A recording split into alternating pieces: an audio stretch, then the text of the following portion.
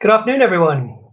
Welcome to the Whiskey Makes Me Happy Hour, episode 3. I am Mark Pendlebury from WhiskyBrother.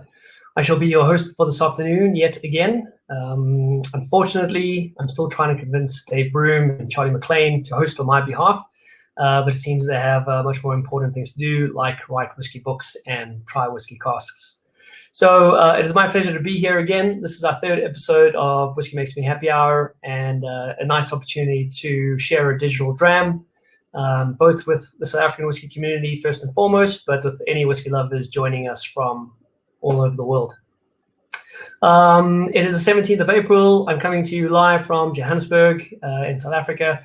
It is a beautiful afternoon and as good a reason as any to enjoy a whiskey together. Thank you very much for joining us and watching in. We've got a really good show lined up, I suppose. I'm still not sure whether I should be referring to this as a show or an episode or a live stream, but semantics really. But we have another special guest joining us this afternoon, which I shall tell you all about. I've had a frog in my throat for the last kind of few hours, and so I apologize in advance. I'm almost a full bowl of Corey Vrecken down, and it still hasn't cleared. Unfortunately, I've reverted to warm water in hopes of clearing kind of my throat without coughing. But I apologize in advance if I just need to mute myself quickly while I take a cough. Lots of familiar names tuning in, so thank you very much for watching, everyone. Really appreciate it. It's great to be back online. It's great to see so many familiar names and people, so to speak.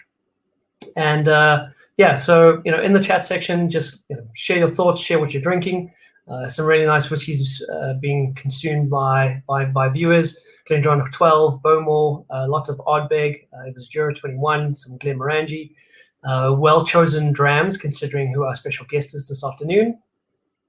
I just want to say that I hope yourself, your friends, your family are all healthy and well, safe and sound and sane during these difficult times.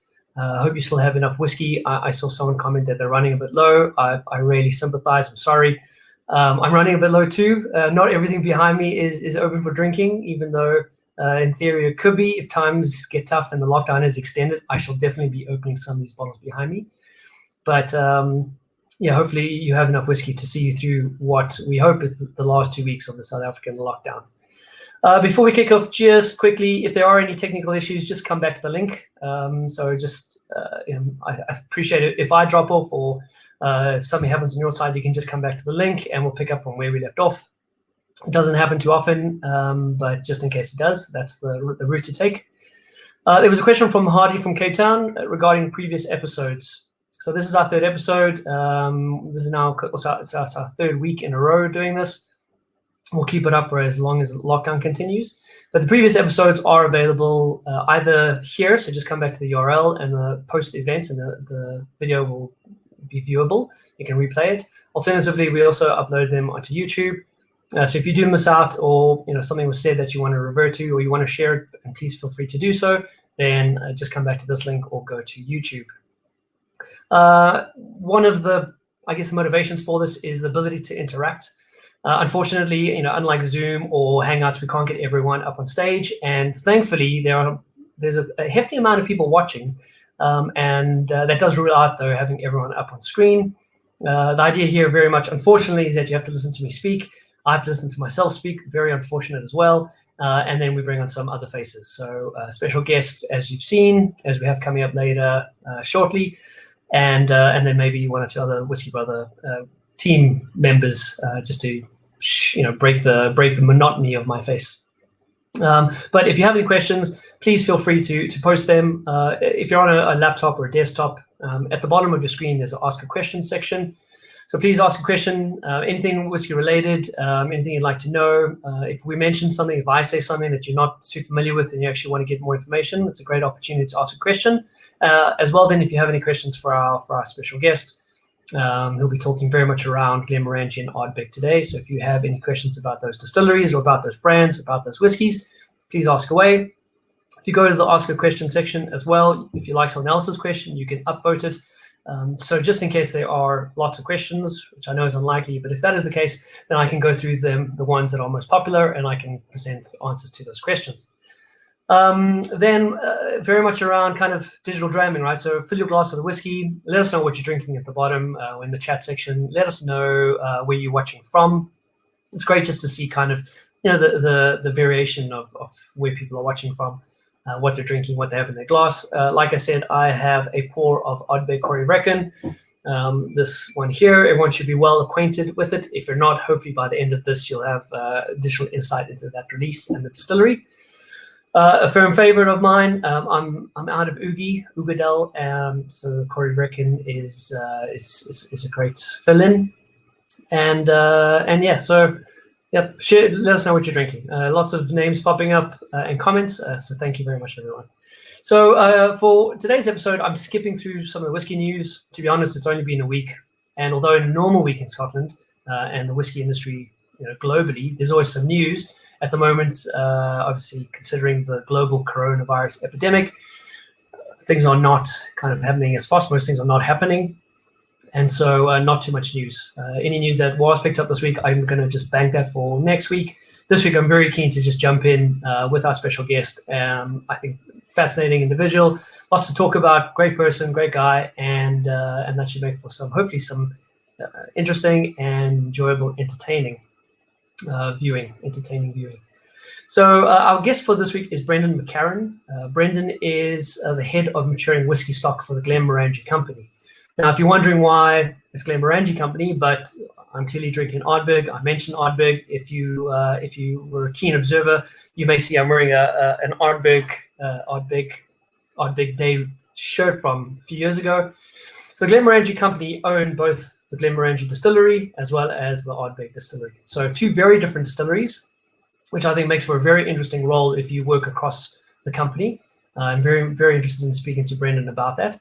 And just so that you have a little bit of context for our chat, so let's assume that you're fairly new to whiskey to give you a little bit of more insight, so you can kind of foundation for the discussion. Both the distilleries are located in Scotland. They both produce single malt Scotch whiskey, but very different styles of whiskey. So you have Glenmorangie, which was founded in 1843, so nearly just shy of a 200-year history, or 180-year history. The distillery is located in the Highlands of Scotland. So if you know your map, you need to go all the way up to Inverness and then a little bit more north from there. So northeast coast of Scotland. It's in the official region, which is referred to as the Highlands. And it produces quite a lighter style single malt, unpeated, generally quite creamy, generally quite floral, a little bit of fruitiness to it, and a lot of cask finishing. So Glenmorangie, quite well known and very much a pioneer around cask finishing. If you're not familiar with that term, it very much means it's about maturing your whiskey in a particular type of barrel, a particular type of oak cask, and then taking the contents out of that cask and placing it into another cask for a finishing period. That finishing period can be anything from a few months to a few years. Sometimes you see finishes that are 10, 15 years, which I think there's a question mark around, is that really finishing? The term itself isn't technically defined, but it does very much refer to whiskey that's been placed in a different type of cask. It would have been an oak cask, but that had a different type of content, just to kind of add additional flavors and complexity to that. So we'll be asking Brendan all about kind of Glenmorangie's finishing history, and hopefully they've got some things in the pipeline. I'm sure they will, and interesting to hear if you can disclose any of those details. So that's very much Glenmorangie. Glenmorangie, the individual that's very much, or often the face of Glenmorangie, is an individual called Dr. Bill Lumsden. Dr. Bill, I think, as he's commonly referred to, he's very much in charge, from my understanding, in terms of the distillery and the product it produces, and then he's in charge of whiskey creation. Brendan is very much, reports to Bill, and we're going to understand a little bit more about that. He has been tipped as Bill's successor, which is a very important role, and I think Brendan is well suited. We'll ask him whether he thinks he's able to fill the big shoes. Then the other distillery is Ardbeg. Just to be clear, there is no R. It's not Ardbeg. Ardbeg, often mispronounced, particularly in South Africa, I find, because of kind of just berg being a common term in South Africa. Ardbeg. Apologies if you think I pronounce the R. Sometimes people will take great offense to that, so I'm going to try and put the emphasis on the beg part. Ardbeg is an Islay distillery, so it's located on the other side of Scotland compared to Glenmorangie on the west coast. It's on the Isle of Islay, which is an official region as well for whiskey production. The distillery dates back to 1815, but there is a history or record of distillation happening on site earlier, very common with distilleries in Scotland. The same is true for Glenmorangie as well, in terms of, although officially 1843, there is an indication that there was distillation happening on site earlier. Ardbeg produce a very different style to Glenmorangie, much more rich, much more robust, peated. So first and foremost, a very smoky whiskey. We'll talk about peat, and we'll ask Brendan to give us some insight there. But peat is measured in terms of whiskey, in terms of the phenolic content, and that measurement is given in ppms, parts per million. Ardbeg's standard peating level is 50 parts per million, thereabouts, which makes it the most heavily peated standard release whiskey coming from Islay. There are some exceptions. Ardbeg itself produces a more smoky whiskey for the Supernova range. And you also have the Brooklady distillery producing Optimal, which is just kind of eye-watering numbers. Whether you can actually pick up that additional concentration of smoke or not, that's almost a philosophical question. People have different views on that. But in terms of just technically, on paper, for standard release Islay single malt scotches, Ardbeg comes in at 50 parts per million, which is more peaty, i.e. more smoky than other standard release Islay whiskies. Ardbeg has gone through a bit of a checkered history in the last 40 odd years. The distillery, like many distilleries, has changed hands and has gone through periods of being opened and closed. So very much closed in the 1980s. From 1981 to about 1989, the distillery was closed. Then reopened in the early 1990s for a little bit. Then closed 1996 to 1998, approximately, give or take a few years. It was then bought by the Glenmorangie Company in 1997, I believe. Production restarted in 1998. And in 2000, they created the Ardbeg Committee. The Ardbeg Committee, very much, I want to say loyalty program, but it's definitely meant to be more than that. It is more than that. The intention behind the committee is that the distillery never closes again. And now what you have is annual committee releases and what they refer to as Ardbeg Day releases. Those coincide with Vigil. Vigil is the Islay Festival of Malt and Music. It is decades old, long history there, even pre-whiskey or even pre-distilleries getting involved. Unfortunately, due to the global pandemic at the moment, Vigil has been cancelled. Brendan actually just confirmed this with me. I wasn't sure if it had been postponed or just cancelled. It has been cancelled. It would have begun at the end of next month. But obviously with current circumstances, it can't go ahead. You have thousands of people coming down to Islay, bearing down on the small island for that week-long event, which is every day. A different distillery has a kind of a showcase day. And the Ardbeg Open Day for Vigil coincides with the Ardbeg Day International Celebration, and is very much when the Ardbeg Day annual releases get launched or become available. So even though Vigil has been cancelled for this year, which is the first time in several decades that is the case, and unfortunately very sad to, but it is the reality of our circumstances and for the best in terms of people's safety. But the Ardbeg Day releases will still be available internationally. We are expecting them to come to South Africa, so we'll talk a little bit more about that later on. But without then further ado, I very much want to bring up Brendan. You're not here to see me. I know that to be a fact. You're very much here to see Brendan. So I'm going to invite him up on stage quickly. It just takes a second. And a second longer than I expected. Okay, so Brendan will invite us up. Well, Brendan will join us in a second. I've invited him to join us, and there he comes. Brendan, good afternoon. Afternoon. How are you getting on? I'm very well. How are you? Yeah, I'm good. 3 o'clock in the afternoon, and a good excuse to break open some whiskey. Yeah, absolutely. Slange of art. Cheers. Yeah, Slange. Thank you very much for joining us. Where are you calling in from? You're in Scotland, correct? Yes, I am calling in from the dining room, which is somewhere I've decided to branch out to because it's the weekend. I've been spending a lot of time spending a lot of time in kitchen and Right. a little bit of time in bedroom. But I've decided to go Friday afternoon. Let's go dining room. All right. But I'm in Stirling. I live in Stirling in Scotland, so kind of Beautiful right in the town. middle. Yeah. Excellent. And so, anything? Were you listening into that kind of the 10-minute waffle I just gave? Yeah, you were stealing all my good facts. Like, I'm done. I suspect you have I've got nothing more to give. It was too good. I know you better than that. You've got plenty more. But so, official title: Head of Maturing Whisky Stock. Yep, Glenmorangie. that's it. Yeah. Yep. So, I mean, for those who don't know, and I mean, it's not a common title. Not every distillery or every whiskey company has a position in that role. So, don't you want to just kind of share, what do you actually do? Like, be honest here. Yeah, it is true. So I do certain tasks that sort of fit that job title of head of maturing whisky stock. So I kind of help to look at our stock. So both in a very short-term scenario. So what stock do we have that's turning 10 years old that's an ex-bourbon, for example, to get into Glenmorangie Original? What stock do we have for the next 5 or 6 batches of product that we're making? But also with 2 or 3 other people, look often at the long term. So how much are we producing today? Is it enough for 10 years time, 18 years time, 25 years time? So it's a combination of both of them, which actually is quite a large part of the job, but it's not necessarily the sexiest part of the job. I would say it's not really what people want to hear about, or some people do. So quite a bit of my job is that. But essentially, I was hired to be an additional member of Dr. Bill's whiskey creation team. So Dr. Bill is responsible. He's our director of whiskey creation and stocks. So he's responsible for every product that we make, every batch, just everything that comes out of Glenmorangie and Ardbeg distilleries.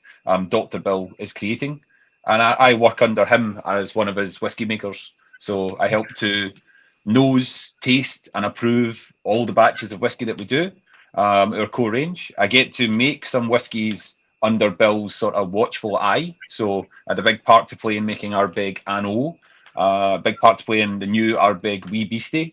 With Glenmorangie, I seen Dunk, who I know very well. Dunk's drinking Glenmorangie Milton, which is one of the first ones that Bill let me put together. But of course, it has to go in front of him to make sure it's okay. And, in Glenmorangie 19. So it's a bit of a varied job. Most of my career before I joined Glenmorangie, I've been either a maltster or a distiller. So I do quite a lot of stuff on site, looking at production trials, looking at experiments to make completely different spirits. And I'm working on quite a few projects that if you do a bit of Googling, you can see there's stuff happening at Glenmorangie and Ardbeg, but I'm not ready to talk about them yet, but definitely I spend a lot of time. I plan on asking you some of that. You can obviously just, plead the fifth. Yeah, exactly. We'll get to that a bit later. At the moment, what is the current state of, I guess, operations at those 2 distilleries based on current global circumstances? Based on what? Sorry, you broke up at the very end. Sorry. Based on the current global circumstances. Oh yeah. Are the distilleries currently producing whiskey? Yeah. So right now, when everything started to get very serious, I genuinely have to say I'm very proud of the way that the Glenmorangie company has reacted to this. So we closed our sites. We told everyone to go home, and we're figuring out how to come back up safely. So we'll go down for a little bit, and we are working already on how to. Good thing about malt whiskey distilleries is that they don't have a lot of people working on them at one time. So there's ways and means to keep everyone safe and everyone assured. And so that's what we're doing right now. So we'll be back up and running very soon, and we're not gonna run out of stock or anything like that. But it's great, it's our people that make our whiskey, so safety of our people comes first. Absolutely. So you mentioned that part of your role, and maybe not the sexiest, but is around that forecasting and is there enough stock going forward? I mean, I think under current circumstances, I would anticipate the forecast having to be adjusted somewhat. I mean, is that the case, or is this just a blip on the radar for you guys? This is a short-term thing. So most of what we are looking at is about the long term. It's about how much do we have for 10 years, how much do we have for 12, for 18. So what's happening right now is stock that's already, matured. It's already come of age. So almost in like a perverse way, when sales slow down a little bit, if you're a whiskey maker, it's kind of a good thing, because you suddenly have more stock that you can play with and you can do different things with. Right. But no, with whiskey, you've really got to put your head into like long-term thinking. You've got to think about 20 or 50 years, you know, and it's hard. You're never, ever going to make the right amount. You're either going to make too much or you're going to make too little. There's no exactly correct answer. But when you think about that, that's quite good, because it means that I can never be wrong, no matter how useless I am at it. Right.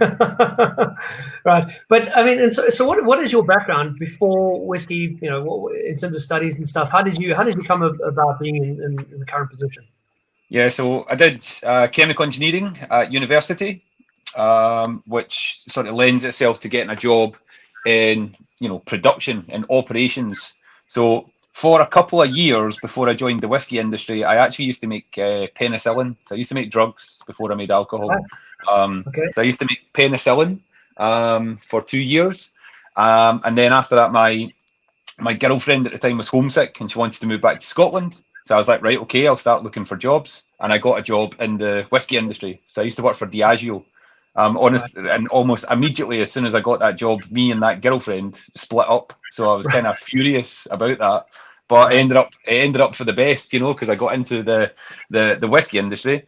And then I started working with Diageo in malt distilling, which was just another one of those nice bits of luck. They said, where do you want to start? And I was like, I'll go anywhere, just wherever the best job is. So I went up and I started working as a maltster. So I was a maltster at Burkhead Maltings, which is incidentally a place where Dr. Bill Lumsden used to work. And it's also a place where Andy McDonald, our previous Glenmorangie distillery manager, worked. So there's something about that place. And then from there I did several different jobs. And eventually I became a distillery manager. So I became the senior distillery manager at Oban Distillery. If you're not familiar with Oban, the Pope of all people has just said that it's the real holy water today or yesterday. But yeah, so I was at Oban for 2 years when I was quite young, actually, when I think about it. I mean, that was 12, 13 years ago or something that I was at Oban, or 10 years ago or something like that. And then after Oban, I moved. Sorry, at the time, you were the youngest distillery manager at Oban in its history, correct? Yeah. It's not important. It's not important, but the youngest. I was the youngest person on the entire site. I was 28 years old, like young. But it's not important. It's not important. I was actually, it wasn't just Oban, actually, I was the youngest distillery manager in Scotland. But again, it's not important. Not important. Fascinating to know, but I mean, let's fast forward.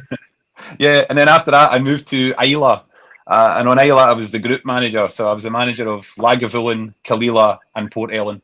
And funnily enough, at that point, I was 29 or 30. And on Islay, a different distillery, which I won't name, they put out a big press release about having the youngest distiller on Islay, because this guy was 31, but I was a year younger and in charge of several distilleries. But again, you know, it doesn't matter. It's not like I've held a grudge for the last 10 years of it. I don't know if it's just the pixelation of the video, but it looks like there's a vein throbbing in your forehead. But yeah, I've got his picture on the wall here in darts to throw at it, you know, for lying about taking away my achievements.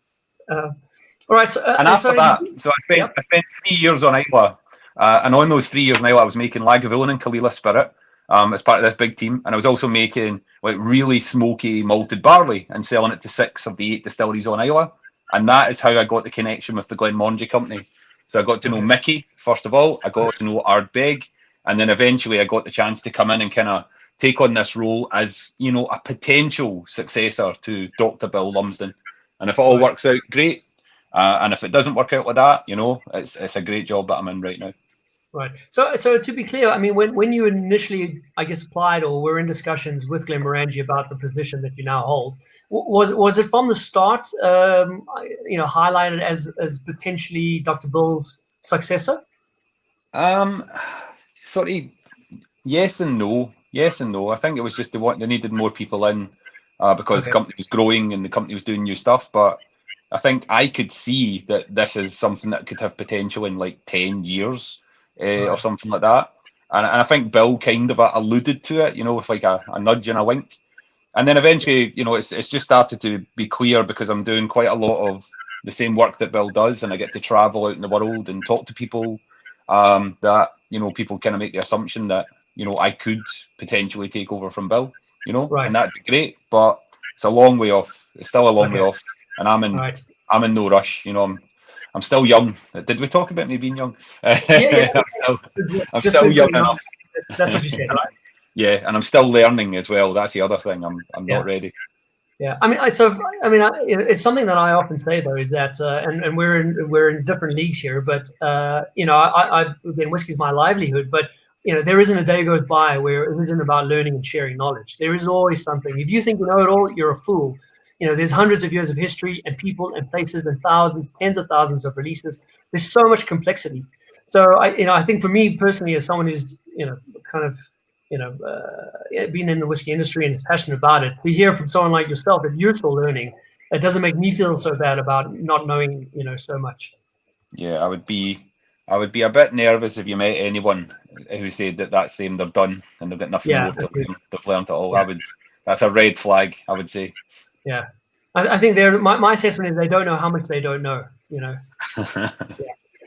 So just for anyone who's watching in and maybe isn't that familiar with Dr. Bill, and because we've referred to him, Dr. Bill is very much responsible, I guess, at the moment. He's the last line of, you know, new releases coming from Ardbeg and Glenmorangie. Is that fair to say? Dr. Bill is responsible for the quality of the liquid of every drop of spirit that leaves our doors and goes around the world. So he is responsible first and foremost for ensuring the quality of our core range and making sure they're absolutely perfect every time. But he's also responsible for, you know, sort of being the creative driving force, you know, to keep us innovating, keep us making something new, something different, but always making sure that we make stuff that's absolutely incredible, you know, delicious and beautiful. Be that an Ardbeg that's big and smoky, or be that a Glenmorangie that's just ethereal and floral and elegant. So he's kind of like I guess he's, what you said, sort of last line of defense, he's basically the custodian of all of our spirit. Right. Okay. All right. So if as well, I think Dr. Bill's been in the industry for 30 odd years, very well known, very much kind of regarded as a pioneer in terms of cask finishing and you know, experimentation.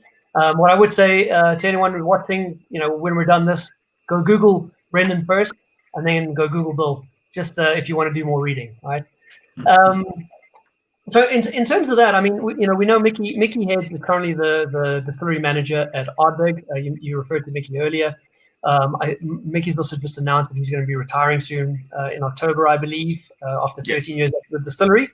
I know that position is I guess open for filling. Is it fair to say that Dr. Bill is also? I mean, is he the distillery manager for Glenmorangie to some degree, because Glenmorangie doesn't have another person like Mickey Heads, you know, an equivalent, so to speak. No, it does. It does. So Mickey is at Ardbeg, and Mickey has been at Ardbeg for a long time, and being from Islay, and with the Fèis happening on Islay, Mickey has become quite the figurehead for Ardbeg. But at Glenmorangie, we just recently appointed a new distillery manager called Eddie Tom. So Eddie Tom's taken over at the distillery. But right now he's a fantastic distiller, and we were so lucky to get him. You know, so I was over the moon when we managed to get him to come to us. But his first focus, as it should be, is learning the distillery, learning the machinery, learning the people, learning what makes that distillery tick. And Bill, you know, because sometimes you can see that Bill, people are surprised to hear that Bill makes Ardbeg. It's just because Bill has spent, you know, 5 years, I think it was, as the distillery manager at Glenmorangie, and then rolled into making Glenmorangie whiskey, and then eventually Ardbeg was purchased by the company. So it's just one of those things that people always associate Bill with Glenmorangie, but he's actually making brilliant Glenmorangies, but he also makes Ardbeg as well. Ardbeg as well, right. So, I mean, and I think it's interesting because often, you know, the master distiller or the distillery manager is, you know, there's 135 operating single malt distilleries in Scotland these days, plus or minus, new one every quarter. Right, yeah, and with some of them, people know who the master distiller is or / the distillery manager. You know, these are not defined topics, right? So, or not defined roles. Different distilleries define these roles slightly different. But I think, for me, it's almost, I think it's really insightful for people to see that you have a distillery manager for each of the two distilleries, Ardbeg and Glenmorangie. They're responsible for making the whiskey happen and for putting it in the cask. But then there's another level after that, right, which is where yourself steps in. So if you're a distillery manager, and I've been a distillery manager quite a lot of my career. As a distillery manager, I guess you could actually say you don't make whiskey. What you make is spirit. So you make spirit. And Eddie up at Glenmorangie and Mickey at the moment, and whoever replaces Mickey, whoever that person is, their responsibility first and foremost is to make the spirit character every week identical, the exact same way, is to lead that team to mash and to ferment and to distill and respond to the changes in the climate, respond to, winter and summer, change to, whether there's a lot of water, whether the water's warm or cold, whether we're switching barley, whether we're just having problems processing something. So their role is all about making that brilliant raw spirit. Once it goes into casks, that's where I take over, I guess, as the head of Maturing Whisky Stocks. And that's where Dr. Bill takes over. So he's responsible for checking and ensuring that the quality of the spirit coming out of the distillery is right. And I'm on that panel, so we nose and taste the new make spirit. And if something goes wrong, I can help to work out what's changed and what we need to do to get it back in line.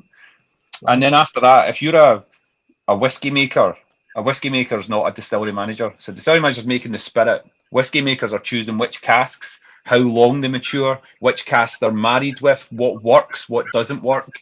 What works is a one-off, like Glenmorangie Milshon that Duncan's tasting. That's a one-off whiskey. It's not repeatable. It was just perfect, but you can't do it again. But then a brilliant whiskey, an even better whiskey, is Glenmorangie Original, but it's one that you can do over and over and then keep sustainable. So that's the kind of role of a whiskey maker.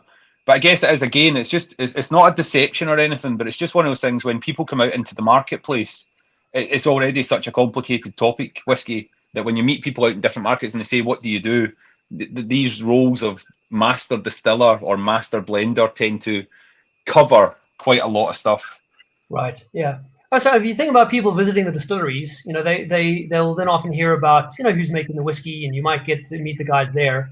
As kind of, I would say your role slightly more behind the scenes. If anything, you're in the warehouse or you're in the lab trying samples and putting new expressions together. So that's almost part of the process that, as a whiskey consumer, you don't often see.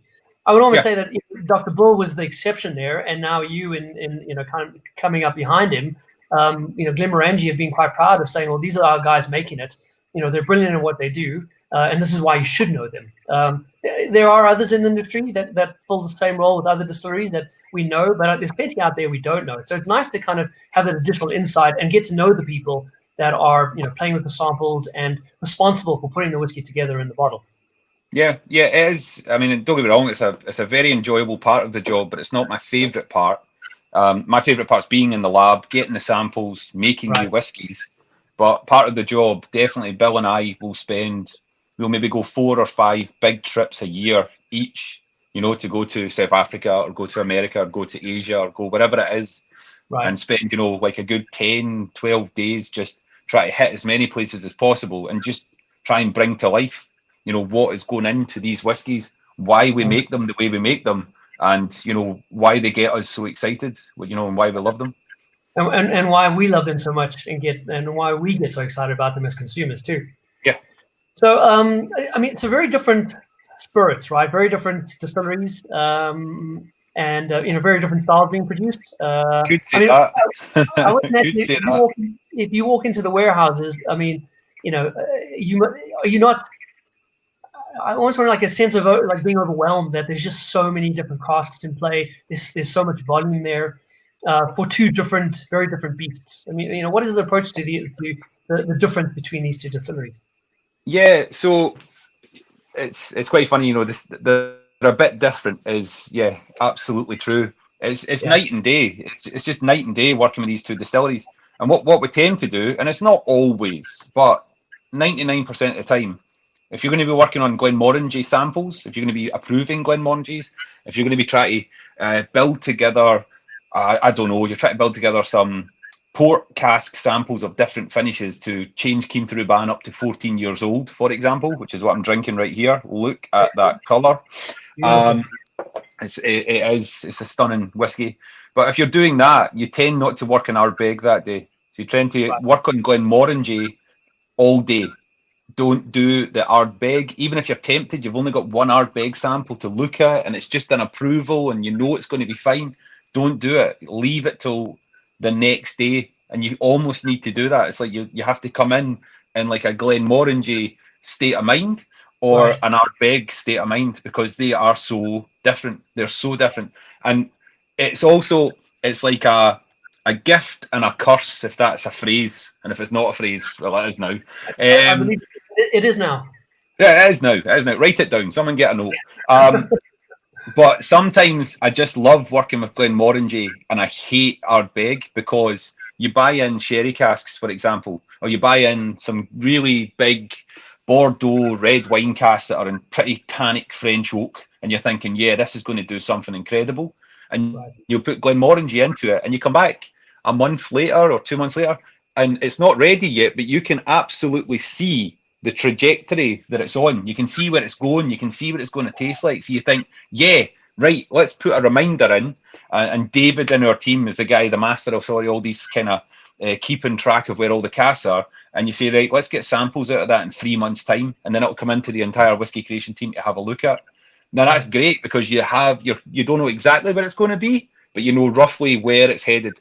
And then there's other times you work with Ardbeg, and you put Ardbeg into like the most powerful cask you can think of, and 3 years later, there's been no change, so you're kind of tearing your hair out almost, which is a bad turn of phrase for me.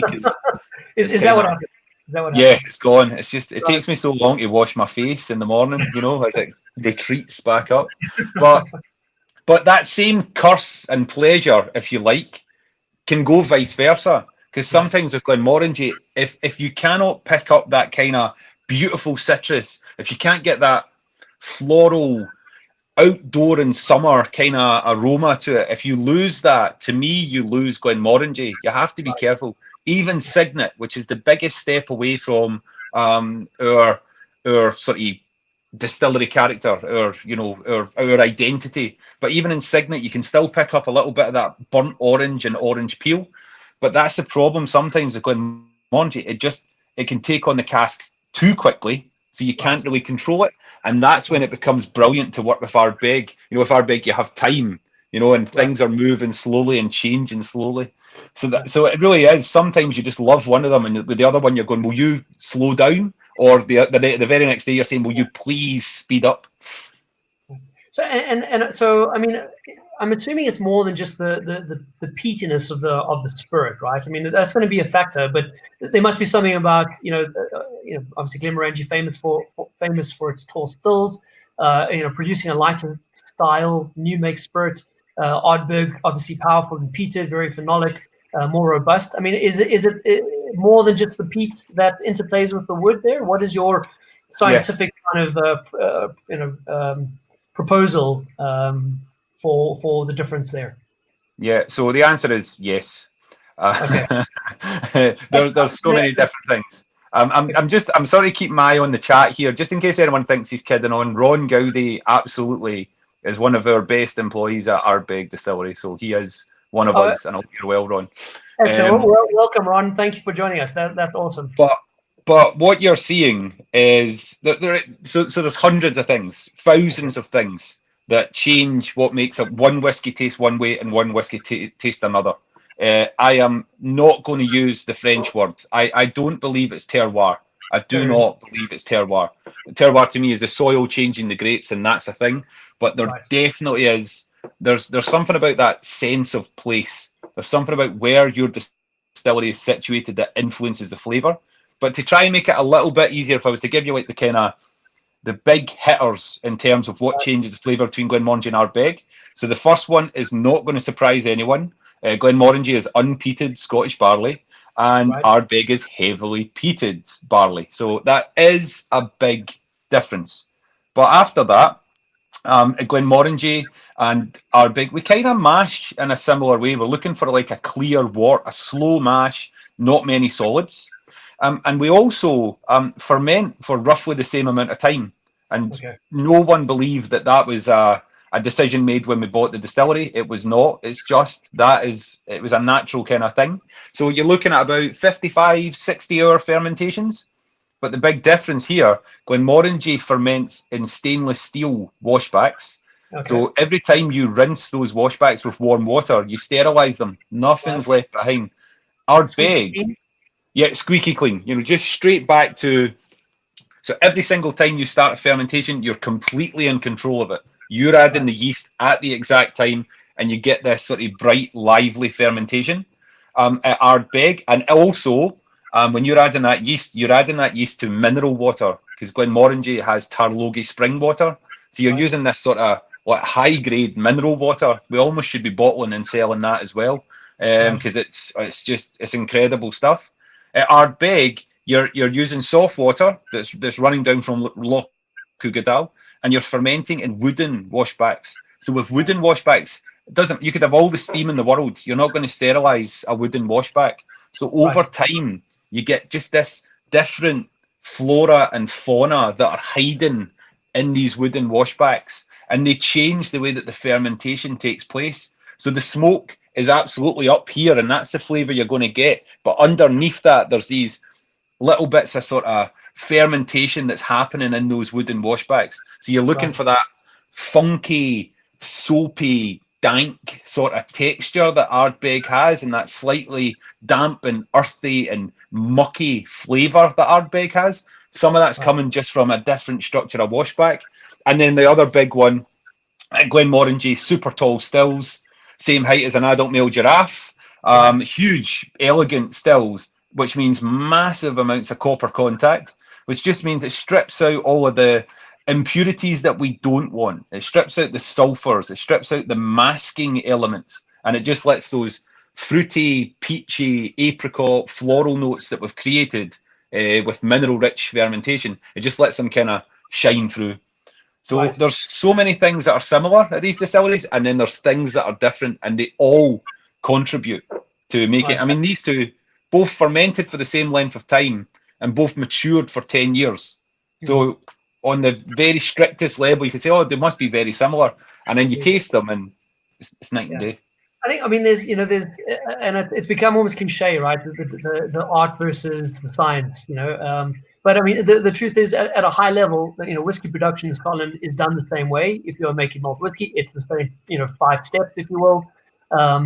It's the same raw ingredients, and yet, it's just such an overwhelming variety of different styles and nuance, between every distillery. The distillery is the same.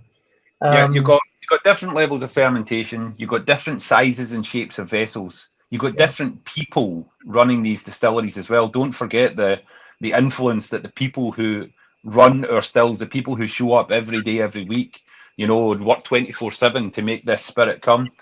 They have an influence. How you distill? Do you distill quickly or slowly? Do you run it hot? Do you run it cold?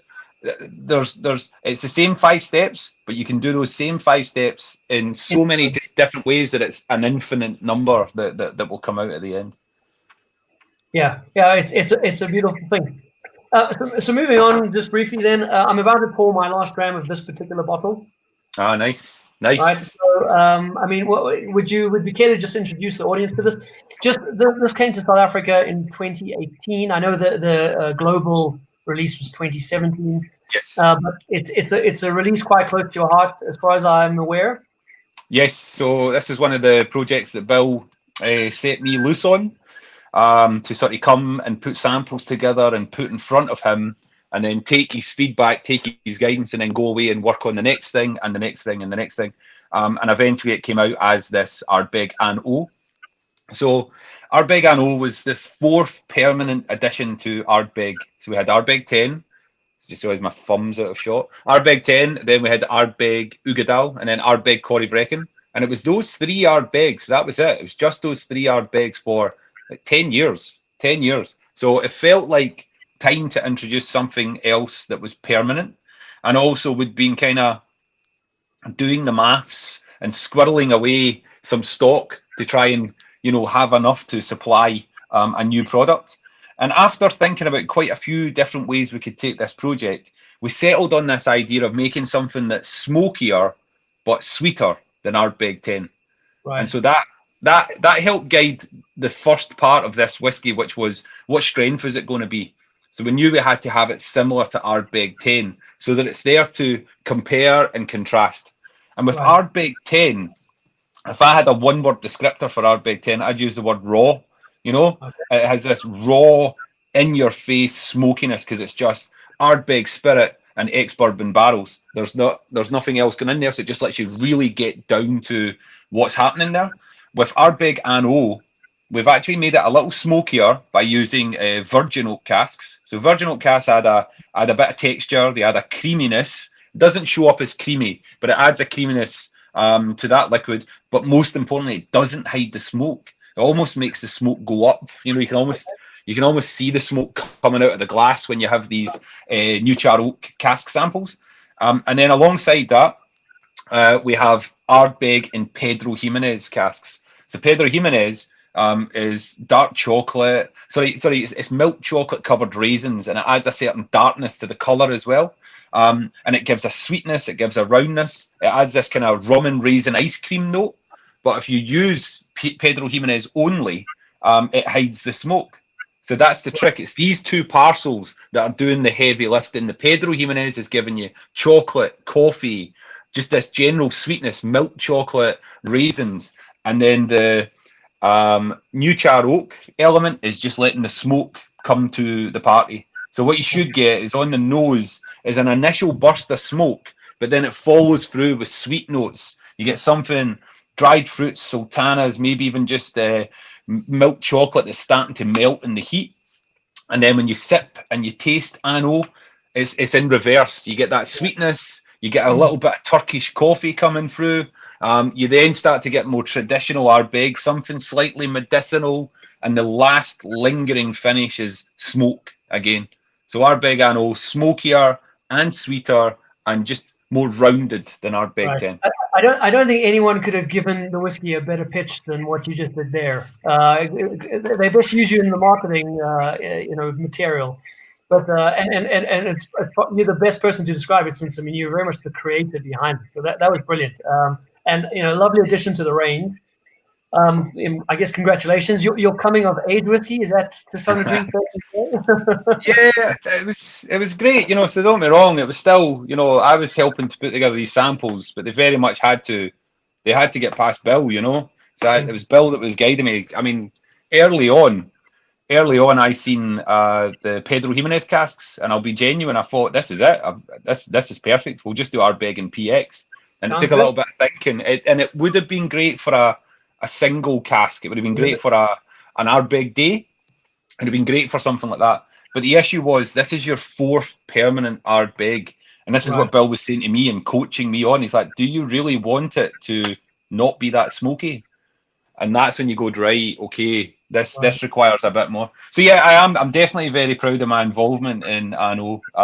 I had a near-on panic attack the day before it released because I made the mistake of going on Reddit, which I'm on a lot, and just reading all these kind of people saying this is going to be rubbish, this is just going to be like some sort of cash grab, it's going to be super young, it's going to be terrible, it's going to be this, it's going to be that. And I was like, oh God, what's going on? But it's released. It went down a storm at the initial release.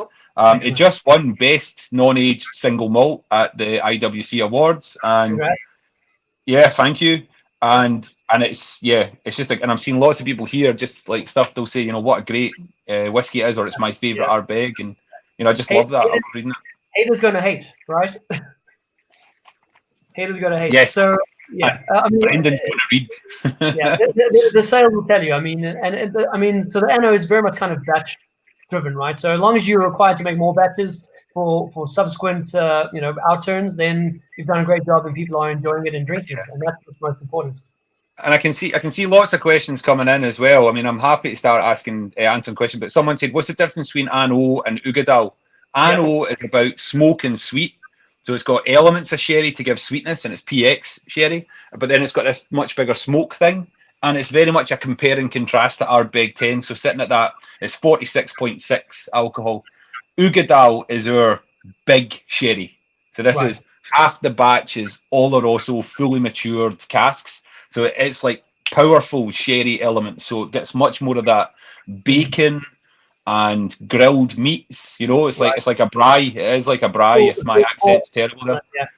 Yeah, pulled pork. Smoky bacon, oil that comes out when you're frying bacon. You know, you're not meant to fry it, you're meant to grill it, but we are Scottish, we fry everything. All that kind of big, savoury and sweet and sticky flavours. That's what Ugadal is. So it's like a sherry level that's way up above. Okay, right, excellent. So I think that's a nice kind of lead into the new releases that we're expecting from Ardbeg. There's been two that have been announced, so we're expecting the Wee Beastie, if I'm not mistaken, and please fill in any blanks, and then the Ardbeg Day annual release, which is black. That's it here. So I don't have a finished bottle of it, but I do have a sample bottle of Ardbeg Black. So it's not black, it's black. So it is. I'm not just saying this. It might be my favourite Ardbeg Day ever. This one. Okay. I think the way it's come out is just incredible. So this is Ardbeg, and it's great because you talked earlier, Mark, in your introduction about what's a finish, and then if it's in a cask for so long, can you call it a finish? And to me, I'd say a finish is like 6 months to 2 years, maybe 6 months to 3 years if you at a push. That's what a finish is to me. This here, you could argue, is Ardbeg finished in New Zealand Pinot Noir casks, but you're looking 5-6 years. So you're looking at Ardbeg that was already matured in bourbon, and we re-racked all of it into New Zealand Pinot Noir casks, 5-6 years. So this project was just kicking off as I was joining the company. So I wasn't super heavily involved in it. The idea had already been found, and the supply chain was already on its way coming from New Zealand. But I have been able to be part of the tasting and reviewing and noting. And it's called Ardbeg Black because of the New Zealand Islay connections of whiskey or great liquids, rainy weather, and sheep. And Ardbeg, I guess, is kind of like the black sheep of Islay. It kind of stands out as a little bit different, a little bit just sort of all of its own. So it's the black sheep of Islay. So it's just perfect. And with this one, there's two things that are really happening to it in my head as I drink it. And first of all, you get that beautiful red wine hit. So you get lots of plums, you get lots of cherries, and you get like raspberries, tart sort of raspberries. And you get sour cherries as well. I mean, sour cherries all the way. It's outstanding. But the other thing is the Pinot Noir that we are using, which I can't mention what it is, but if you can't figure it out, just chuck it. It's easy to figure out what it is, but I'll not say. It's awful cloudy outside. The weather, that is. So, but it's in French oak casks. So the French oak is unlike American oak. The French oak gives tannins. The French oak gives tannins that are great in wine, but with whiskey you have to be careful. What it's going to do is it's going to dry, it's going to add structure, it's going to add some sort of herbal notes to it as well. So guess what? If I compared it to one of your core range, I'd say it very much is like Corryvreckan. It has that sort of Corryvreckan, aniseed, anise, and that kind of dry and intense structure, a bit of black pepper, but just lay on top of that all these fresh picked red fruits, So I think it is my favourite. Oh, that's brilliant. So, just for the sake of viewers, the black will be available in South Africa. We do have an allocation as a country, and we do have Ardbeg embassies, WhiskyBrother bar and shop being an embassy as well. There's obviously a delay getting it to the country, I suspect, and we'll actually be speaking to Robert Gray after this, who's the South African National Brand Ambassador, and he'll give us some more information regarding when these releases will come to the market. But we are expecting them, which is great, and one of the reasons we can talk to you about them. As a whiskey consumer, there's nothing worse than hearing about a product that you're just not going to get your hands on. Obviously, there's always ways and means, but we always get told we're an important whiskey market, but so And when you are. we get bypassed on a release, it stings a little. But Ardbeg have the releases they've been making an annual appearance, which was brilliant. Anno, got to South Africa shortly after international launch, which is brilliant. And then in addition to the black, you have another release that's been announced, the Wee Beastie, that is also coming to South Africa in time, correct? Yes. And that's an age statement and proudly a 5-year-old. Yes. So this is something that I obsess about. So another difference between Glenmorangie and Ardbeg. Glenmorangie, although I would say the Glenmorangie New Make Spirit is much nicer and it's fruity and floral and all that kind of stuff and drinkable, and the Ardbeg is pretty heavy and rough and in your face. Ardbeg at young ages, we've noticed as we taste it, it tastes fantastic. I've had samples of 2-year-old Ardbeg, so it's not even whiskey yet, and it's interesting and it's got something to it. Glenmorangie takes much longer. But what's really great about Ardbeg, and if you ever get to try like the Travan, the 19-year-old Ardbeg, or if you ever try one of the 70 single casks, what you'll find is the smoke is there, but it's off in the distance, and it's just because the longer you mature an Ardbeg, slowly and steadily, the smoke level falls away. It just sort of starts to evaporate out of the cask. It starts to get absorbed into the char layer, and it just sort of starts to leave. So older Ardbegs, the smoke goes down.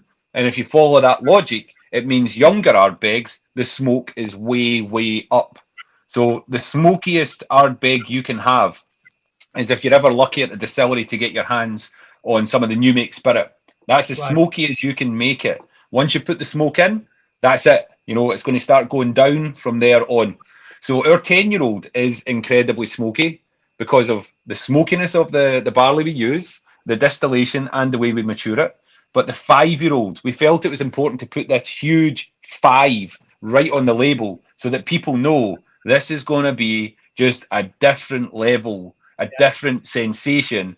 The smokiness is going to go all the way up, and probably that lime and lemon and acidity that starts to appear at 10 and very much is present in 19 is probably going to go way, way down. So it's still a balanced whiskey, but not balanced like this, balanced like this, So it's all about smoke, bit of smoke, perhaps something medicinal, a bit like a hospital that's on fire, that has a fire, that is smoking, all about that kind of stuff. Now, it's not raw like Ardbeg 10. We want to make this super smoky. We want to make it super smoky, but we want to make it, it's very much, it's going to be something people are going to drink over ice, I think. People are going to drink it in cocktails because it's cheaper than Ardbeg 10, of course, so people can then start experimenting with different things. But we still want it to be a neat, drinkable whiskey. So it actually has quite a lot of sherry cask influence in it. But the sherry cask isn't noticeable. It's not like a baby Ugadal, as some people might guess, because you're looking at 50% in sherry, 50% in bourbon. What the sherry's doing is doing a lot of work in the background. It's doing a lot of work in the background just to deal with the sort of younger stuff that might get in the way of the smoke. So it's just holding that stuff together. And then all you get is just, it's like an explosion of smoke. It's very, very much like warm pavements as well. It has that warm, crisp minerality to it. Okay. But it's like bonfires. It's like it's like a wood fire starting to just burn out and just smoke on a beach in the middle of summer. Brilliant. Sounds. It really is. It really is. It's just young Ardbegs are fantastic, and the great thing about this is here to stay. So this is permanent. People will be able to get their hands on it. And I know it's natural to think it because a lot of Ardbegs that come out are one-offs, and that's because we've been opened and closed so many times. We don't have the stock of the big distilleries, but this one is permanently available, and South Africa is one of our most important markets, and it's absolutely coming to you guys. And yeah, I think because it's so smoky, it's going to stand up to ice. It's going to stand up to a couple of drops of water, and it's going to stand up to cocktails as well. So I think it's brilliant. It just has so much you can do with it. Brilliant. Well, yeah, really looking forward to getting those in. I know they are coming, so people are in terms of the comments, people are worried that we're not going to get. We are getting black. We are getting wee beastie. We have NO, so that's brilliant. Someone made the comment. Yaku made a comment about saying well done for putting the age statement on the bottle, and I think it's worth kind of echoing that sentiment. Kudos to making it's quite a brave decision to call it a 5-year-old. Yep. Nothing to be embarrassed about. Absolutely not. Right. As long as the pricing is reasonable, I think it's a good thing, and the whiskey is good. That's what matters at the end of the day.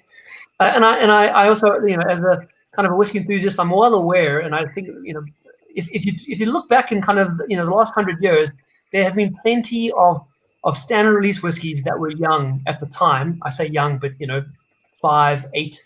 That were standard expressions. I mean, it was only in the last few decades that this idea that older is better. There's something to be said for older whiskey. It's a whole separate conversation. But young whiskey, no age statements for a few years almost had a bad rep. People saying, "Oh, this is a Naz. I can't drink this." Well, the truth is, at the end of the day, what's in the glass is most important. Do you like it? But putting the 5-year-old age statement on, I think, is a brave move, and I think it's something that Ardbeg lovers will actually celebrate. So, well done to the team. That's brilliant. You're absolutely right. You're absolutely right. I mean, first and foremost, I'm lucky that I get to work in the whiskey industry, and I love that fact, and I am aware of how lucky a position I'm in. But first and foremost, I'm a whiskey drinker. I started drinking whiskey before I was in the industry, and I work with people who are whiskey drinkers, and are several generations of people who are whiskey drinkers. I mean, right now, see when I hear people who say, the whiskey is non-aged, and there's this trend towards everyone just getting younger and cheaper. We've never had as much old whiskey as we have right now. The standard age of a whiskey for forever was 8 years old, and it was great, and it was 8 years old. It was just, Johnny Walker and a couple of the blends moved up to 12 to be competitive, and then everyone just kind of followed suit. Absolutely, So what's viewed right now as like a very young whiskey at 5 is, if you went back in time, they'd be thinking that's kind of like one of the traditional ages at which to release whiskey. Absolutely. And I think, the truth is, and let's also not kid ourselves, there is no doubt there is whiskey on the market that is younger than 5, that is limited release and selling at twice the price. So and that's the stuff that I think people started frowning upon, saying, well, this is not what younger whiskey or no age statement whiskey should be about. That's it. Standard release, 5-year-old, well priced, good whiskey, absolutely, and why not? Everyone will drink it and enjoy it. I'm very mindful of your time, but if you're happy to stick around a little bit longer, Yeah, I'm fine. I can hear my 3-year-old son having a meltdown in the other room, so keep me on. Keep me here for as long as you can. Well, I expect to see that on Instagram later, because for those of you you're on Instagram and you often post updates about your son as well. He's quite a character. I think he's more famous than you, right, Jamie? Yeah. And if you guys are watching, head over to Instagram as well and just follow Brendan. Quick thing. So there's a few questions from the audience which I'll get to, but just before we do that, I'm very keen to know more about the expansions that are currently underway or have just completed at the distillery. I appreciate maybe some things you can't tell us, but I'm aware that both Glenmorangie and Ardbeg distilleries have undergone a capacity increase. Are those done online? What kind of volume does that take the distilleries up to? Yeah, so Ardbeg is expanding right now. So this is the first expansion in 205 years. So it kind of it's a bit overdue. Yeah. Or if I've got my math right, and it's 205 years. So it feels like time. It feels like time. So right now, Ardbeg is only a wash still. Excuse me, a mash still. That wouldn't make much sense. A wash still and a spirit still. So it's just 2 stills that work together. So the only way we can expand it is to add 2 more stills. So we're putting in a new wash still and a new spirit still. So you're now going to have 2 wash and 2 spirit. So effectively, it's not quite doubling, but effectively we're doubling our capacity. Now, we're not going to immediately make double the amount of whiskey. That's not the plan, but that's the only way you can do it. So new still house, a little bit of extra fermentation, the same mash tun, the same people, and the look and feel of the distillery is going to feel, it'll be a little different, but very, very similar. Very similar. There's been a lot of time spent doing that, and that's just about finished. It's just about finished. it's going to be delayed because right now, you know, it feels like the world is on Everything is halt. delayed. Everything's on hold. Yeah, yeah, but it'll come up. It'll come up very soon. It'll come up very soon. Now at Glenmorangie, we're actually building 2 new stills. We're building a sort of a small still house extension, and we're building some other stuff as well. So at Glenmorangie, it will allow us to make more Glenmorangie if we want to, but it's probably more of a centre for play, is what I'll say. Okay, right. That sounds very interesting, very exciting. It's Very so vague. it's so interesting and it's so exciting. But I really we have so many things that we've come up with, so many secrets that we don't want to give away what they are. Right. We'll tell you about them as we start to release the product. So the next 5 to 15 years is going to be, you know, some really wacky and exciting stuff. I predict. So is that currently kind of under construction, so to speak, in terms of that It's close. increase? Yeah. Okay. It's close. It's close. Again, I think if you Googled, you know, people are inquisitive and people are great and people are coming to our sites, you know, tens of thousands of people's visits to our sites every year.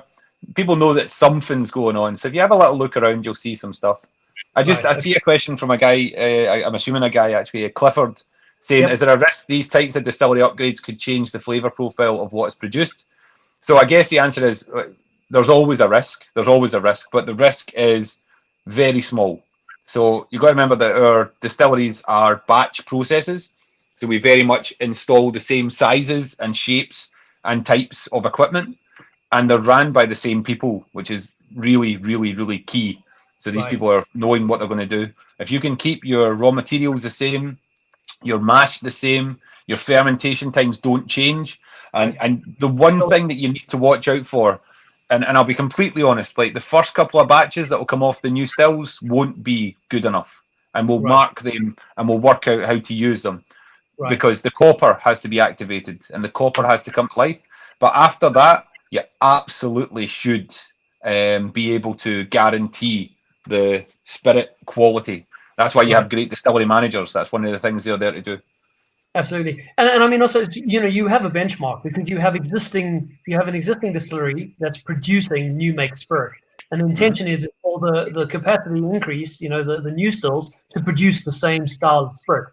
So you know, it's not like a shot in the dark. I mean, it's been designed and built to replicate what you have, and you have the benchmark to compare it against and to almost, I guess, calibrate the new spirit too. That's it.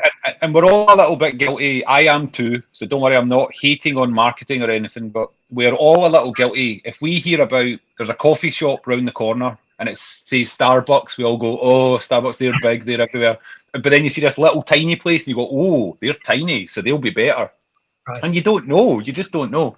But stick with me a second. If I got the option, I was a distillery manager of a distillery, and I got the option of either we can expand our distillery and double it in size and run at full production, or you can take the existing distillery you have right now and run it at half its capacity. You know, so fill the vessels half full, do less runs, do less of this, less of that. That would be way more dangerous. That's when you would really see changes to fermentation profiles, changes to fermentation times, much varied levels of copper contact during distillation.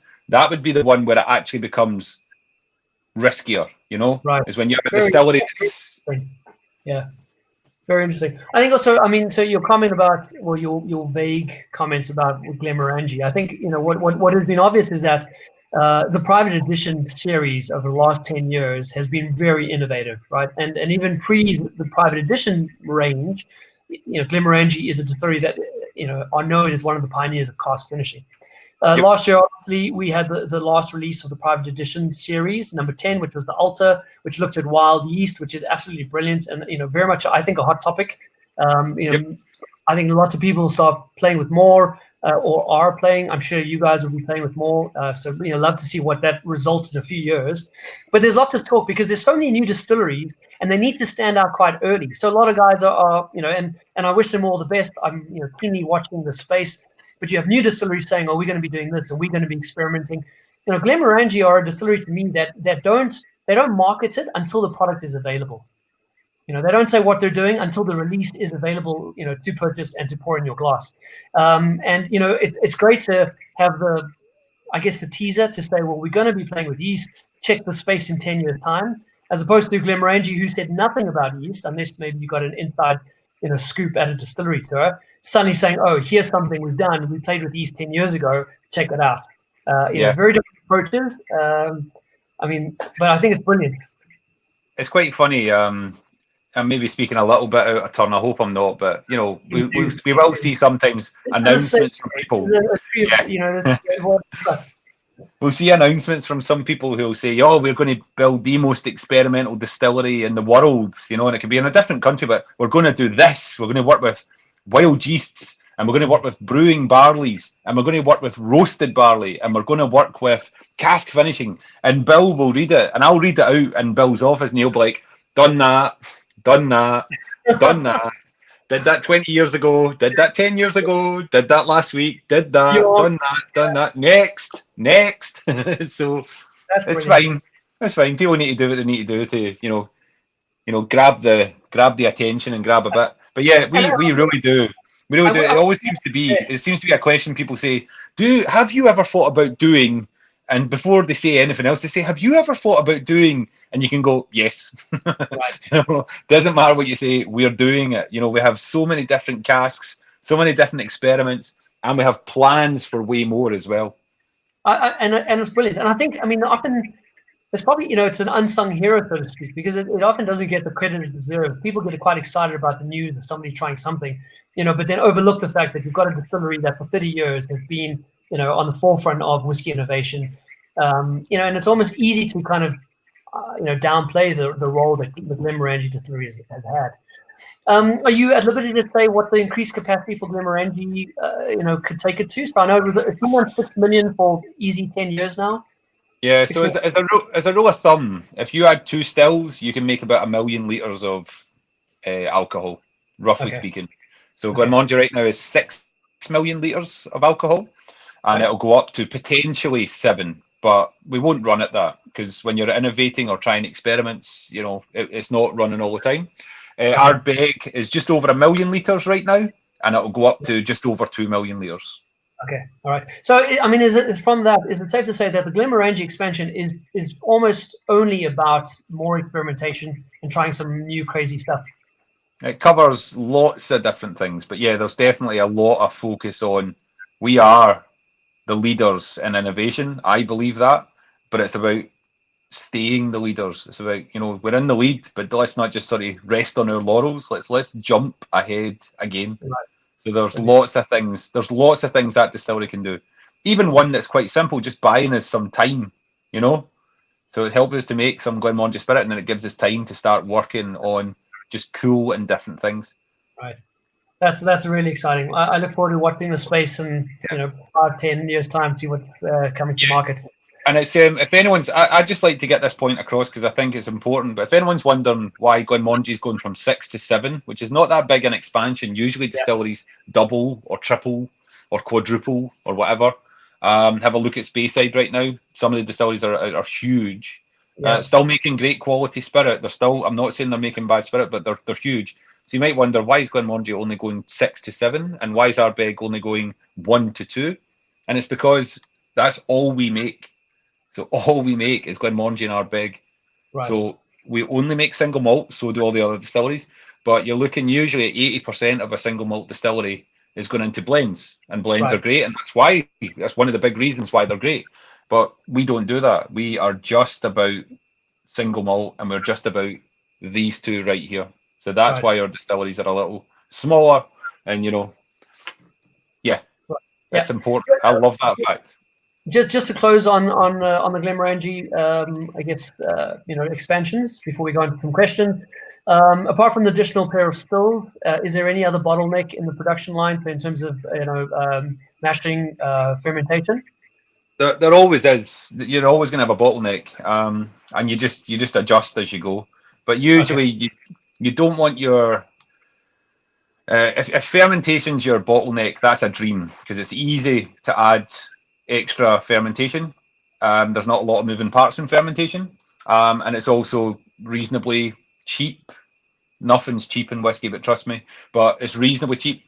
If you ever get to the stage where your mash tun is the bottleneck, putting in a new mash tun, I've done it twice in my life, and it's horrific. It's painful and complicated. It's why I'm bald. It's why my eyesight's failing. So you probably don't want it to be your mash tun. If it's your mash tun, that's just a world of pain, and you just need to scrap it and buy a new one. The worst bottleneck to have. Yes, worst bottleneck to have is that. But you just over time, you just tend to, you work your distillery and work out how much you can make, and as you approach capacity, you plan in to just introduce some new equipment, and then you can make a little more. All right, brilliant. So if you don't mind, are you happy to field a few questions from the audience? Yeah. Yep. I'll read them out to you. So the first one is from Duncan, right? So Dunk, thanks for watching in. I think your brother's watching in as well, so always great to have you guys. If this question's about eating eggs and drinking sugar, he can forget it. No, it's not. He's asking, can you give us an idea of the next Glenmorangie private edition will be? I guess to partly answer that question, the private edition series has come to an end now, right? So there's 10 years. Ultra was the last one. So I guess on Duncan's question is very much around, well, what can we expect next from Glenmorangie? Well, we all know something is coming. Yeah, so Duncan's just been a cheeky monkey and try to catch me out. He knows fine well that I'll never talk about a product until it's out. It's once it's in that bottle, that's when I'll talk about a product, because right up until the last minute, things can change. But the private edition range, it hasn't released at the start of this year, and we had the 10th one last year.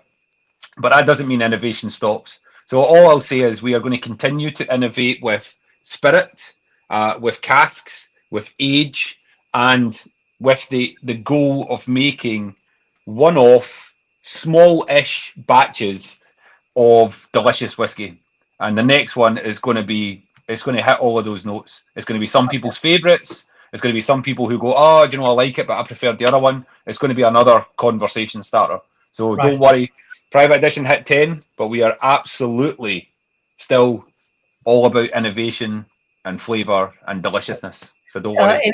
Any ETA on those releases? So let's just say this year. Can we expect something this year, or can you not answer that either? Yeah. Sorry, can you say again? I was reading Andrew sort of talking smash about beating me at golf, which is just not going to happen. That's okay. In terms of the new release, can we expect something this year from Glenmorangie? Are you able to release? Yeah.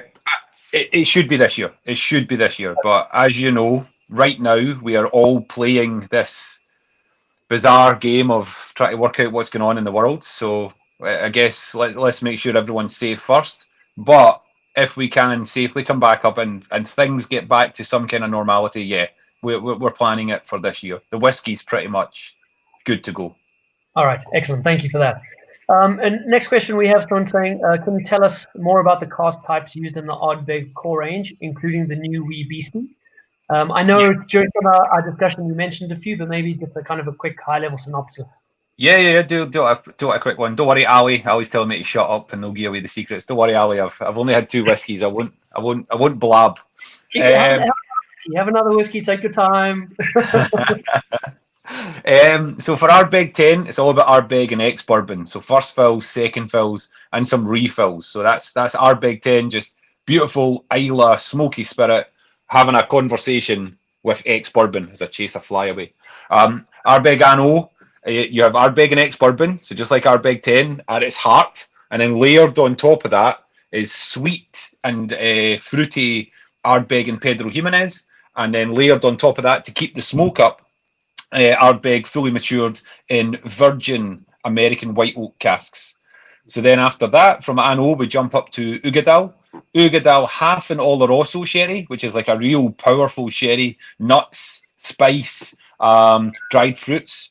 And that's married together with half a batch's Ardbeg matured in ex-bourbon. And then Ardbeg Corryvrecken, virgin French oak at its heart. So about 30% of the recipe is just Ardbeg matured in virgin French oak. And that's tannic. So tannic means spicy, herbal, structured and dry. And then the other 70% is Ardbeg and ex-bourbon. And then for the Wee Beastie, you're looking at 50% of the 5-year-old whiskey's been in bourbon, and 50% has had, time in sherry casks, some refill sherry as well. But because of the youngness, because of the strength of that spirit, it's less of a cask story. It's more of a story just about in your face, big, bold smoke. And then the 19-year-old, again, the biggest thing about that, similar to the 5-year-old, the Travan is about 85% in bourbon and about 15% fully matured in sherry casks, Oloroso sherry. All right, brilliant. Thank you very much. That question is actually from Gary. Gary's one of the WhiskyBrother guys. He's asked another question as well. Is the new in South Africa? It's been I guess I've been maybe just me pronouncing it incorrectly. At Quinta Ruban seems to be Quinta Ruban. Is that right? Quinta. So it's like a Portuguese word. So in France you have a chateau or a clos, and that's where you make wine. And then sherry tends to be made in a bodega, but sometimes it's when they call it a quinta as well.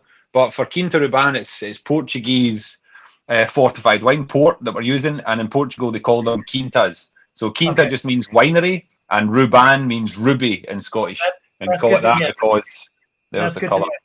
Yeah, there you go. So in terms of the new, I guess it's just gone through a revamping, I suppose. It was a 12-year-old.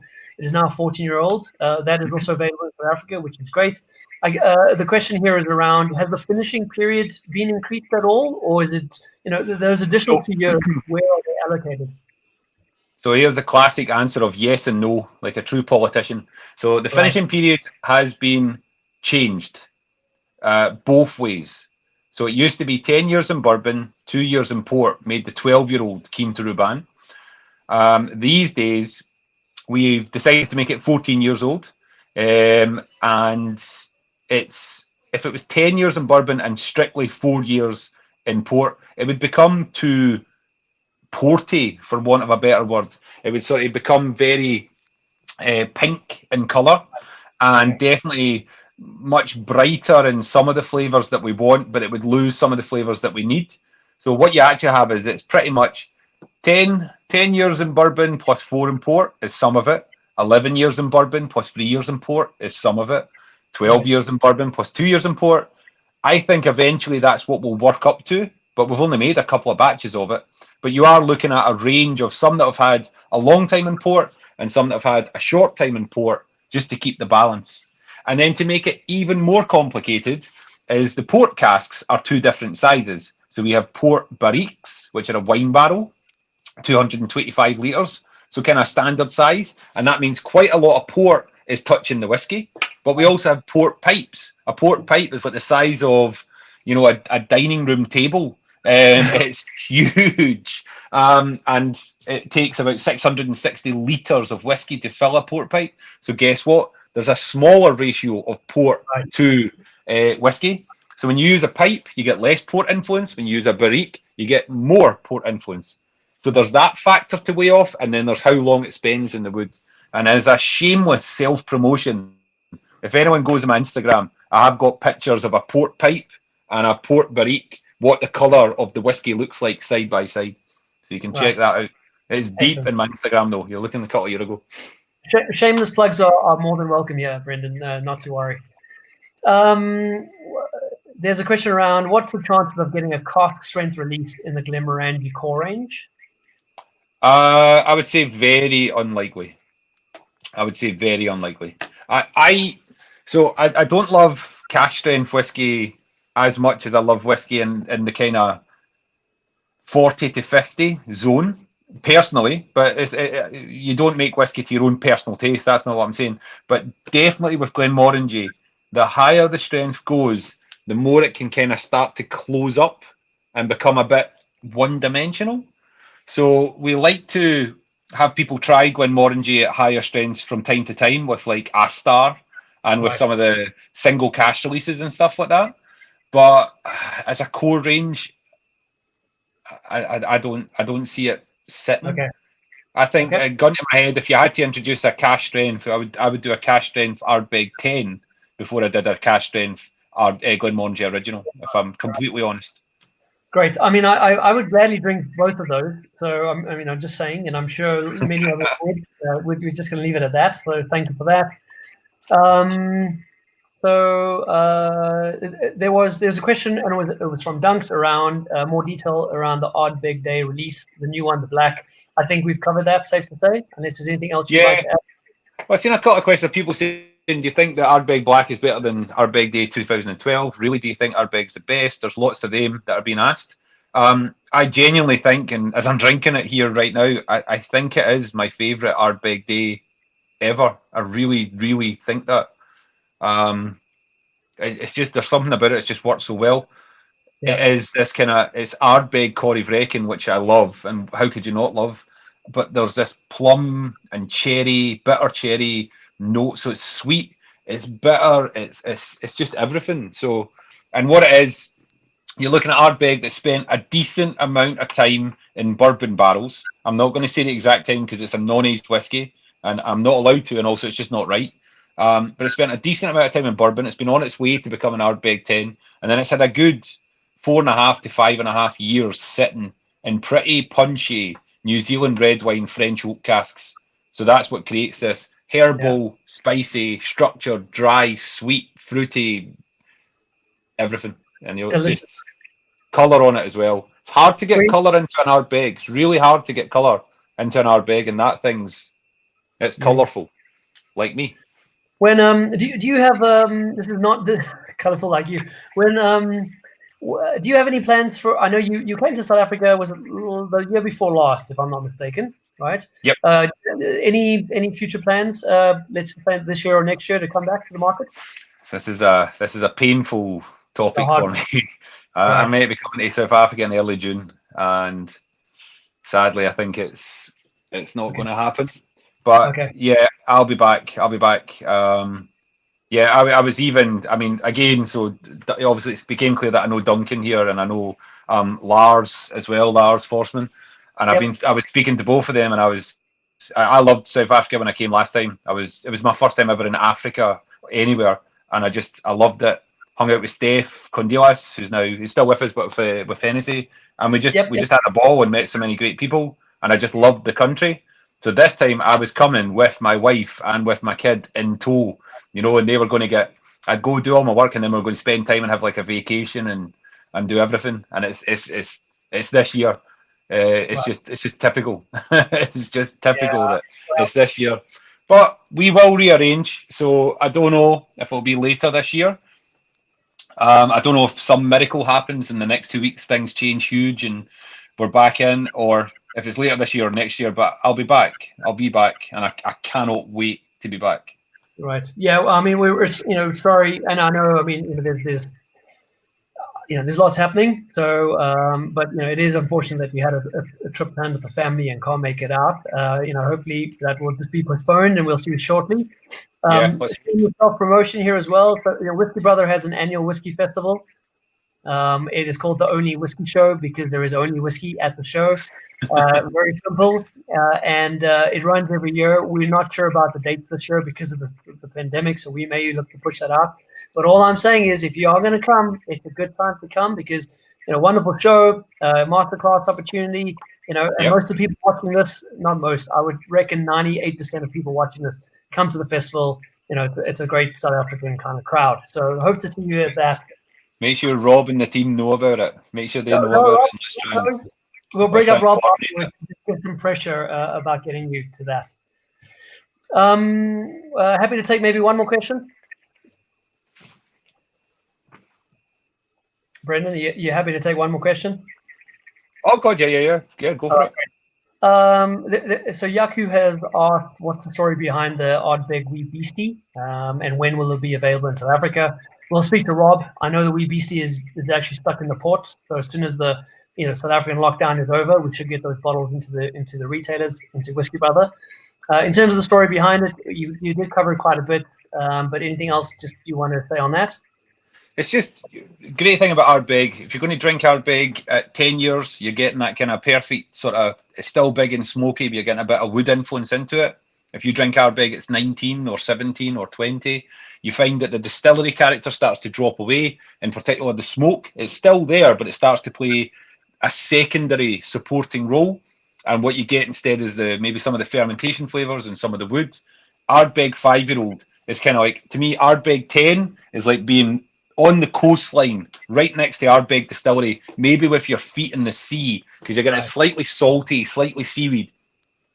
The 5-year-old, the wee beastie, is taking you into the distillery. It's getting you closer and closer to the still, and closer to that raw spirit that Mickey Heads has been responsible for making for the past 12, 13 years, and he's just about to hand on to someone else. So it's just a way of bringing you even closer to Islay, and it's something pretty special. Brilliant, thank you. And then we have a question from Chris saying, how do you feel about batch variation? Coming from a chemical engineering background, do you do much analysis on the liquid? It's a slightly more technical question, but I think it's a great one. Yeah, so most of our analysis is done by nose, taste, and smell. So I'll pass batches as, let's say, an Ardbeg 10. We will always sort of compare, we'll have a benchmark of Ardbeg 10, and then we'll have, and it will just sort of sit like this. We have like the perfect Ardbeg 10 that sits in our lab.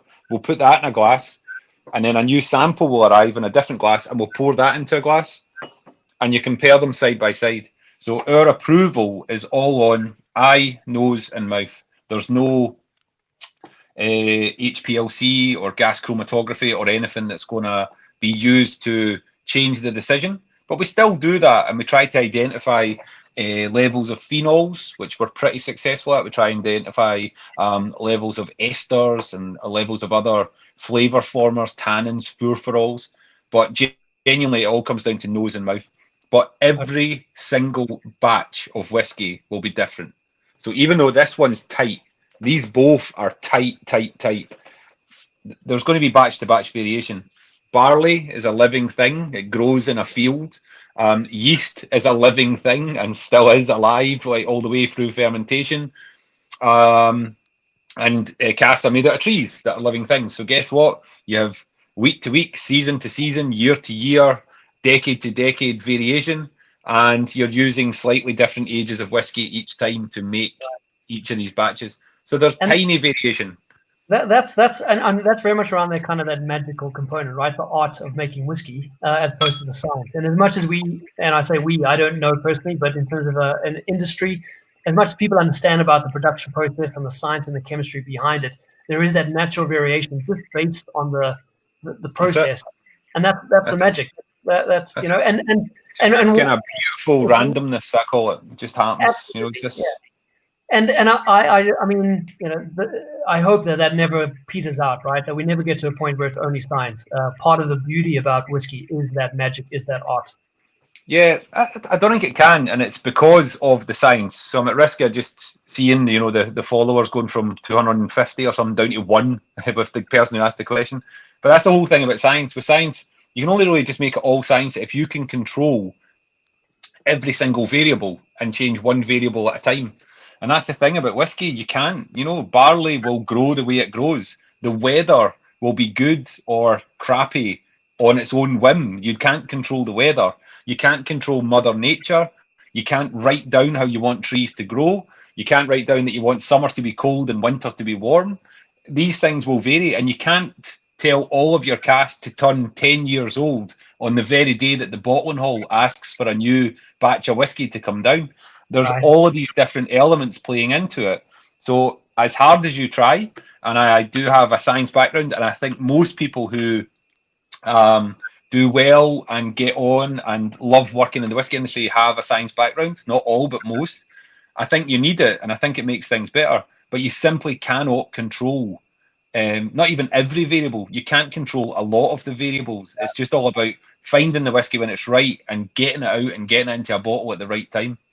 And one of the many reasons I love whiskey, which that's well explained there. Yeah. Thank you very much. I'm very cognizant of your time. You've given us over an hour. I am incredibly thankful, and personally, I could just speak to you for hours on end. I think what you do is fascinating, and you're just a great guest and person to speak to. I'm sure the audience feel exactly the same way, but just being cognizant of time. Let you get back to your family, and Jamie, I'm sure he's ready for his next Instagram post. Is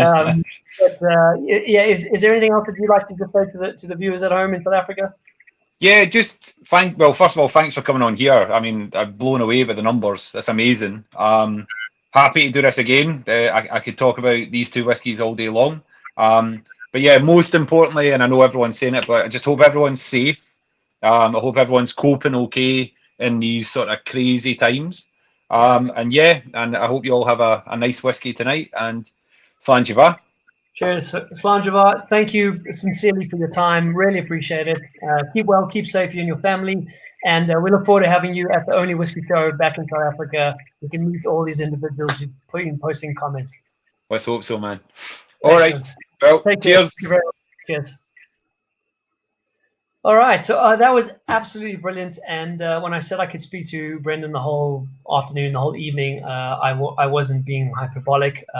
Such a fascinating individual, just a great person. And I mean, his wealth of knowledge, his role, what he does for two, fantastic Scotch distilleries, just incredible. So I hope everyone enjoyed that. I thoroughly did. Lots of questions, lots of interactions. So I'm going to take that as good signs. We still have quite a few number of viewers, and I appreciate it. We have gone over time. It's meant to be the happy hour. I think I'll rename that to the happy hour-ish. But as long as people are still, happy to stick around for another, let's say, 10, 15 minutes, I'm going to get Robert Gray up and just go through some of those other questions, see if Rob can give us slightly more information about just the pipeline and when these new releases are coming to South Africa. So let me just find Rob briefly. It just takes a second, if you'll bear with me, and then he can kind of give us some additional information. Assuming Rob is still around, that might be the caveat here, is that maybe he has abandoned us for more interesting conversations or live streams. Rob, if you're around, maybe just drop a message, and we'll see if we can find you. In the meantime, then I might just answer some of those questions. So there's a question around Ardbeg Day social distancing. Unfortunately, maybe a virtual tasting. Craig, thanks for watching. Yes, absolutely. I mean, Ardbeg Day. I think we'll just postpone it. Let's get hold of Rob and find out. Craig, I happen to know that you work for RGBC. You're a senior individual there, so maybe you can tell us. I know for Gilles has been cancelled, but hopefully the festivities, at least the South African festivities, can just be delayed, postponed a bit. And when things start opening up again, we can have the black release available and we can do some cool activities. Question around the Ardbeg 19-year-old available in South Africa from Johan.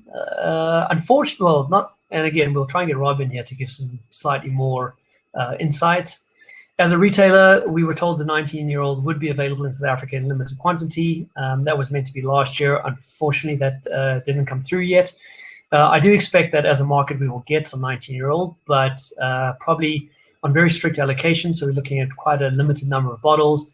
And I would like to think that will be sometime this year. Obviously, now with the whole coronavirus pandemic and just the closing of borders and ports, that definitely will have pushed it out, but hopefully, touch wood, we can expect some allocation later this year.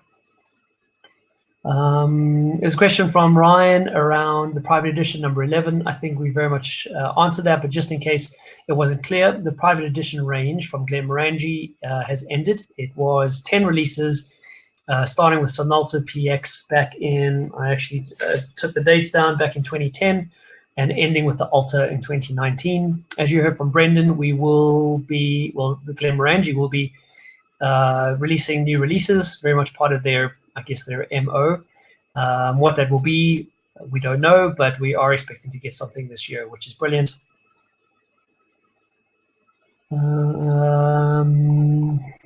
This is an interesting question and not specifically related to Glenmorangie or Ardbeg. It's from Di. It got a lot of votes, so I think worth addressing. The question is, which is the best investment whiskey for 2020 in your opinion? I mean, that's a very difficult question. And when you say best, you probably, in terms of investment, you're looking at return on your investment.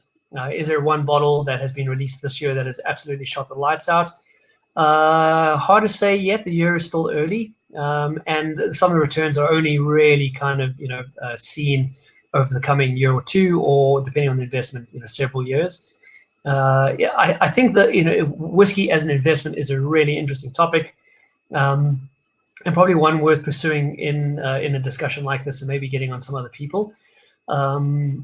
So generally though, if you want to pick up something that's going to appreciate with value, you're looking for something that's a limited release, not just special packaging, but the same whiskey. So not some kind of Christmas release that is a fancy bottle, but the same content.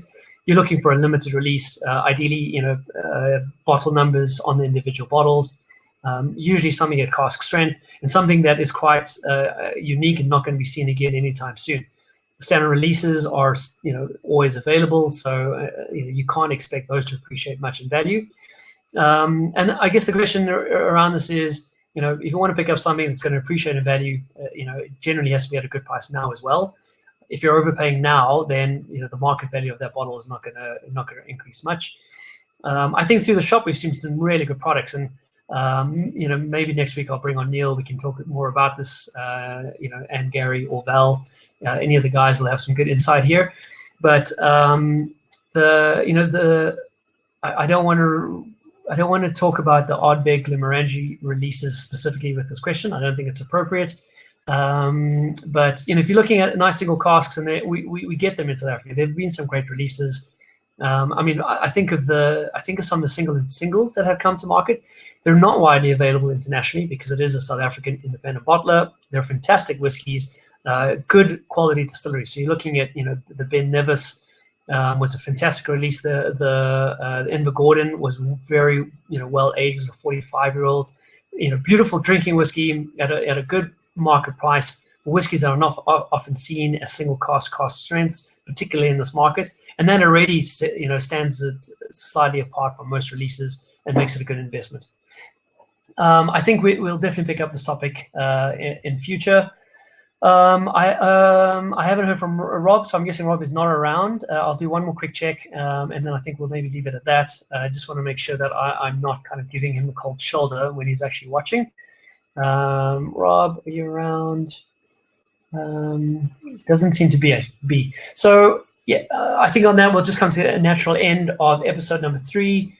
The only other punt I want to give is just that. So at the moment, under the circumstances, there are just dozens of live stream whiskey events happening globally.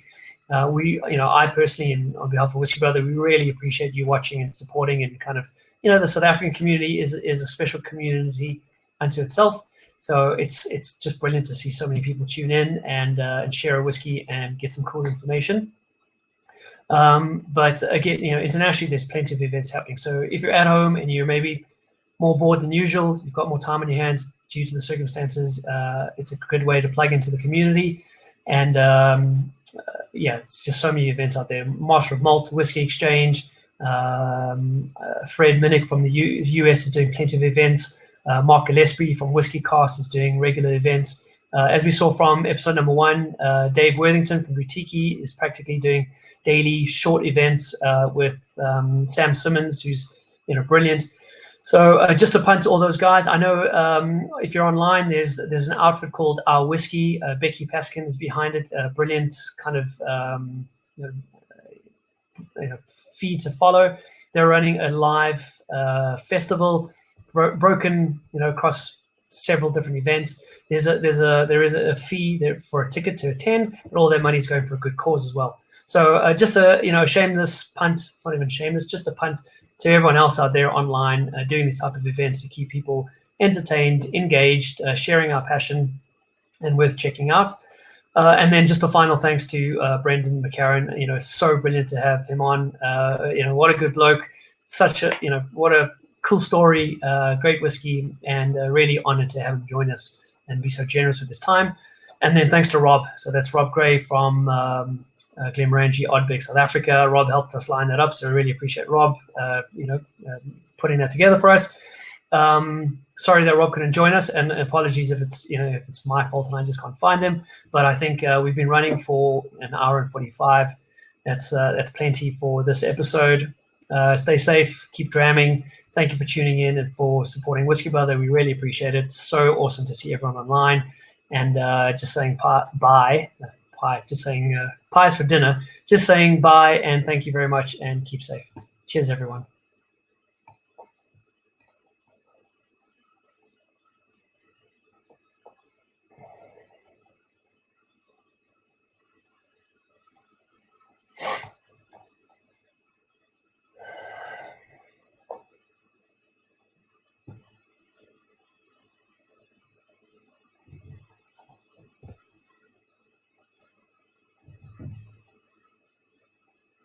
Hi, I'm not sure if it's done, so I can't really. You can come in. I don't know if it's stopped broadcasting, to be honest. Come in, love.